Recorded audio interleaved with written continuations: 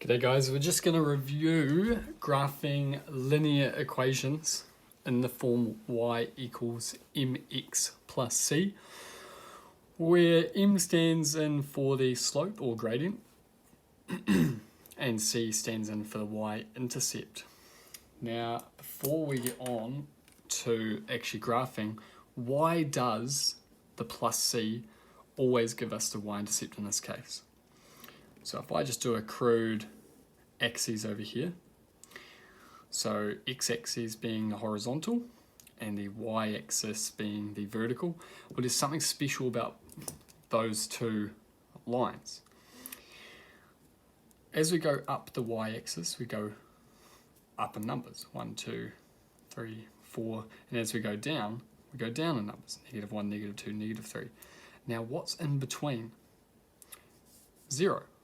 Y equals 0. So when we're on this line, the x-axis, y is equal to 0.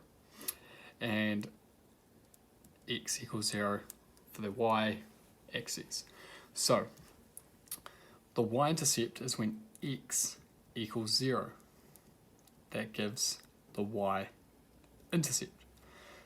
Well, when x equals 0, we have y equals mx, or m times 0, plus c. Anything times 0 is 0, so y equals c. So when x is 0, y is c. That's our y-intercept. So how do we graph these things? So the gradient is given as the change in y over change in x. So it's the difference in y over difference in x. Hopefully that's not too small. So what does that mean? It means that when we graph, so let's do this first one, y equals 2x plus 4, means that we're up 4, and we've got a rise over run of 2. Well, it's not written as a rise over run, is it? Not until we write that 2 as 2 over 1. So it means that we go across 1, and up 2. The change in x is 1 and the change in y is 2. So when we change x by 1, we change x by positive 2. Change x by 1, change x by positive 2. And so it looks like that. And we always go across to the right in x, and then we just pick, then we look, are we going up or down? Once we've got a few points, we can then roll that line. You want to try and get this nice and accurate. Put some arrows on it, and maybe even label what that graph is. That's graph 1. Okay, let's have a look at this one. You could be pausing the video and graphing these before I do, but this one here has a y-intercept of -3, and it has a rise or a gradient of what is a -1 in front of that x. And we want this written as a fraction, so that's obviously this -1 over 1. So that means we start at -3 and we go across 1, but we go down 1. So it's looking like this. And instead of plotting heaps of points, you could just go to a equivalent fraction. Instead of down 1 across 1, we could go down 7 across 7 and just plot that point. But this line should look something like, that. And that's equation 2. Next graph. Now, these ones are actually almost easier. This one has a y-intercept of +5. So count up to 5. And it's got a gradient of 2 over 3. So that means that for every 3 across, I go up 2. Every 3 across, I go up 2.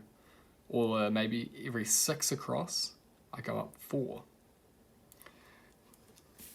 Okay. Now I just have to draw a nice line through those. And that is equation 3 in red.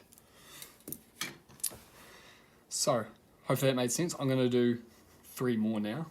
so don't get this all messy with lots of lines. Let's bring in a fresh one. So let's graph this one in blue. So what is the y-intercept on this one? Well, there isn't any number on here. So the y-intercept is going through what we call the origin. Okay, so that's where your axes originate from, the origin. And we have a gradient, goes across 3, but goes down 5. If those are a wee bit too close together for your liking, maybe we could just go equivalent fraction. We could go down 10 and across 6. So we could go across 6, we could go down 10 instead. Get some range between those values. Makes it a little easier to rule that line. There we go, that's what that one should look like. That is equation 4. Next one, we'll do it in red. So code this one as red. This is an interesting one. So we know that we said that the x-axis was the line y equals 0. So obviously this is going to be a horizontal line through 7. There's a few different ways of looking at this line. We'll go through one way I like to think of it as. Hopefully you can see that. That is equation 5 being graphed. When x is 5, what's y? Well, y is 7. This equation doesn't depend on x at all. It doesn't matter what the x value is. Y is always 7. Because remember, these are just representing a whole bunch of coordinates. Well, this is the y ordinate with all the x values. So y ordinate of 7 with all the x values. So negative 5, 7, negative 2, 7, 3, 7, 10, 7, million, 7. So it's just all of those points. And similarly, x equals negative 3, we'll do this one in green, is then the vertical line through negative 3. Because this is the line x equals 0, so we're just moving that line back negative 3, and it's vertical. So those are just two kind of special cases. Sometimes they're so easy, those horizontal and vertical ones, that they're hard. So hopefully that makes sense. Now what I'd like you to do now is, why don't you graph these 10. Now I'm not going to sit here in the video and graph all 10. You can see how painfully slow that is. What you should do is maybe roll up a 20 by 20 axes, so it's 10 in each direction from the origin, on some graph paper, or just on some grid paper. Do the first 5, type them into Desmos, and see how you go. Do the next 5, type them into Desmos, see how you go. Let me know what you get out of 10 below. Like that smash button.